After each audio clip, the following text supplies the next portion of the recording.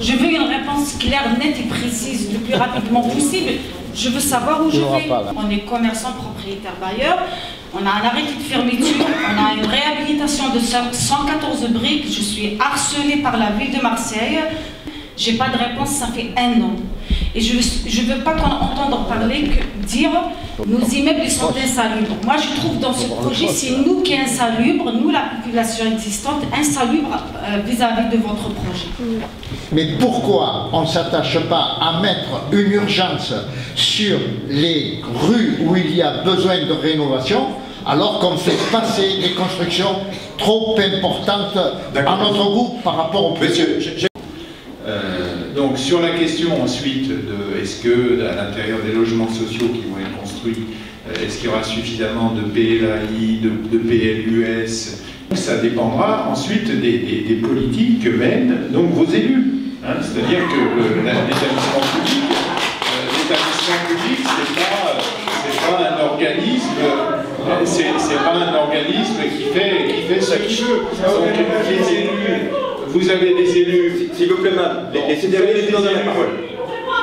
Donc vous avez des élus qui vous représentent et qui vont donc donner leurs instructions en matière. Donc là, il y a plus que des doutes. C'est-à-dire que vous me dites que ce n'est pas la table rase. Ok.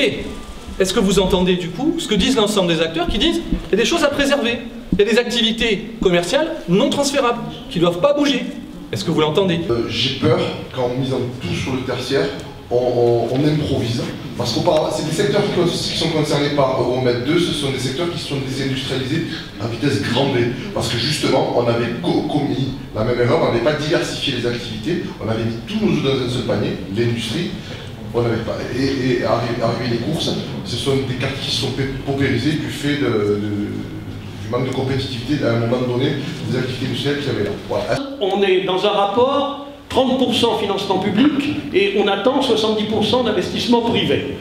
Ce qui veut dire que cette opération d'intérêt national, et c'est écrit noir sur blanc, on appelle ça d'intérêt national et en fait c'est une opération au service des intérêts privés. Il va falloir attirer les investisseurs.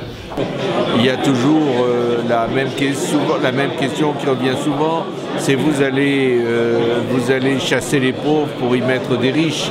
Alors c'est évidemment caricatural, mais l'objectif justement, c'est d'arriver dans ces quartiers à une mixité sociale d'abord, c'est-à-dire que les populations qui puissent être logées dans des conditions beaucoup plus dignes, à des prix de loyer qui soient les mêmes que ceux qui sont aujourd'hui, ce qui nécessite d'avoir au moins 30 à 35 voire 40% de logements sociaux et toute catégorie de logements sociaux, mais c'est aussi comme objectif de faire venir une population nouvelle. Et c'est cet équilibre qu'il faut arriver à trouver, de même qu'il faut arriver à trouver un équilibre entre les logements et l'économie.